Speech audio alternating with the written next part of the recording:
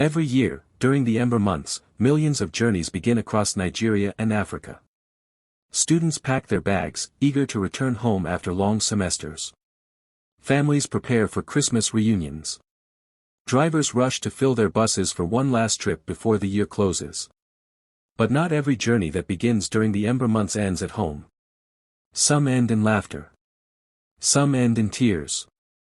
Some end in ways no one can explain. Elders have always said, before you travel, pray. Do not leave your house without prayer. But today, many laugh at this advice, brushing it aside as superstition. Yet the road remembers. The road has seen what prayer can do. This is the story of two students, Chinedu and Ada, who boarded the same bus one Ember month. Their journey would show why prayer is more powerful than many realize. The bus park was alive with noise. Hawkers rushed from bus to bus, shouting, "Gala! Pure water! Groundnut! Suya!" Conductors leaned from the doors of yellow and green buses, calling out destinations: Abuja, Lagos, Benue. Last chance, we dey go. Students dragged bags bigger than themselves, while anxious parents waved final reminders. Call me when you reach. No sleep for road O. Pray before you enter bus. Among the crowd stood Chinedu. Slim, tall, wearing a neat casual shirt and jeans. His smile carried confidence, even arrogance. He cracked jokes with two other students, mocking the worried faces of parents. Nearby stood Ada. Modest, reserved, her hair neatly braided. She clutched a small bag and bowed her head in silent prayer before joining the queue. Chinedu noticed and laughed. Ada, prayer no day stop accident. If something want happen, it go happen. Ada lifted her eyes and smiled faintly. It is not about stopping accidents, Chinedu. It is about God's mercy.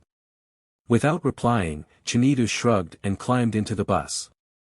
The bus filled quickly. The driver honked impatiently, then sped off. At first, the journey felt light and joyful. Students laughed, shared snacks, and played music from a small speaker. Chinedu sat in the middle, his voice the loudest. He teased, he sang, he told jokes that made even the driver chuckle. Everyone joined in the fun, except Ada, who sat by the window, eyes occasionally closed in quiet prayer. For 2 hours, the road was smooth. The sun was bright, villages rolled by, and the bus hummed steadily. But without warning, bang! The front tire burst. The bus shook violently. Bags tumbled from the racks. Passengers screamed. The driver fought the steering wheel with all his strength. Chinedu shouted, "Jesus! Driver, stop this bus!" Ada gripped her seat, whispering calmly, "Lord, take control." The bus swerved, then screeched to a stop by the roadside. Silence. Only the hiss of the engine. The driver and conductor jumped out, sweating as they worked quickly to change the tire. Some passengers prayed aloud. Others cursed under their breath. Chinedu stood outside, trembling. His earlier confidence was gone. Ada stepped closer.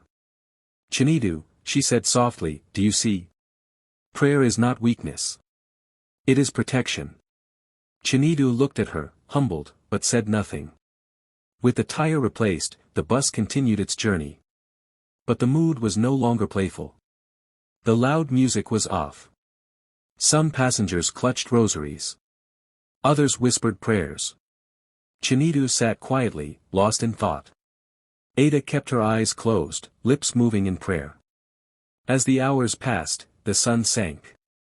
Darkness covered the road. Heavy clouds gathered, and soon, rain began to fall. At first, a drizzle.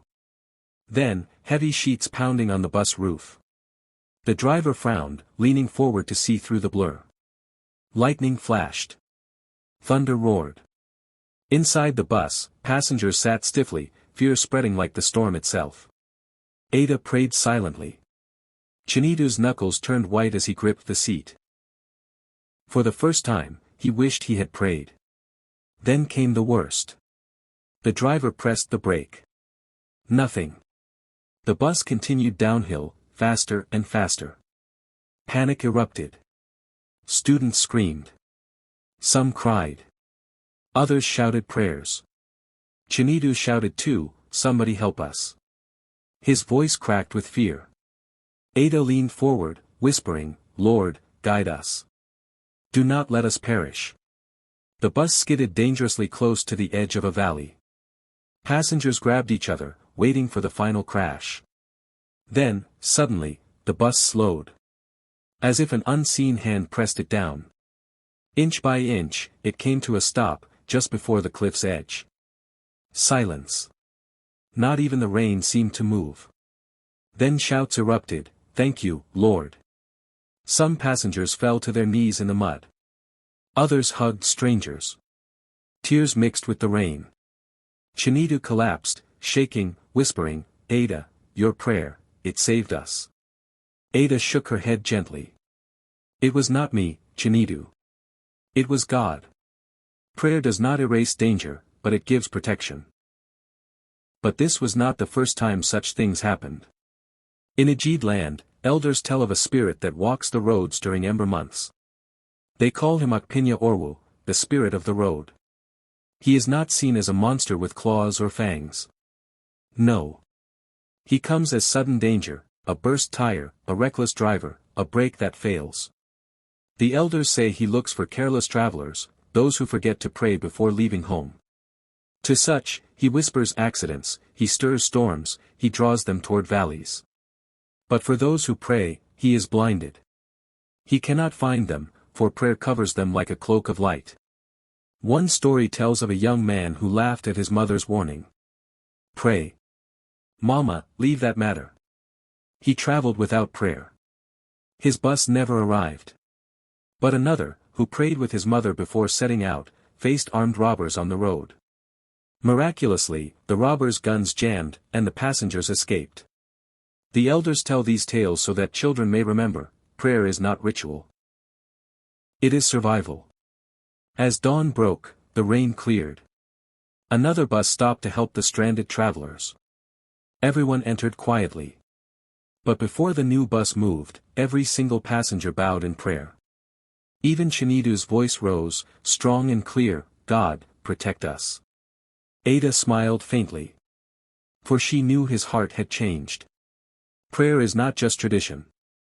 It is preparation. It does not always remove the storm, but it gives strength to pass through it. It does not always stop danger, but it provides unseen protection. And in Africa, we say, a child who remembers his mother's prayer will not walk alone in the dark. Now, let me ask you, do you pray before you travel? Have you or someone you know experienced a strange Ember month journey? Share your story in the comments below. Your story may save another life.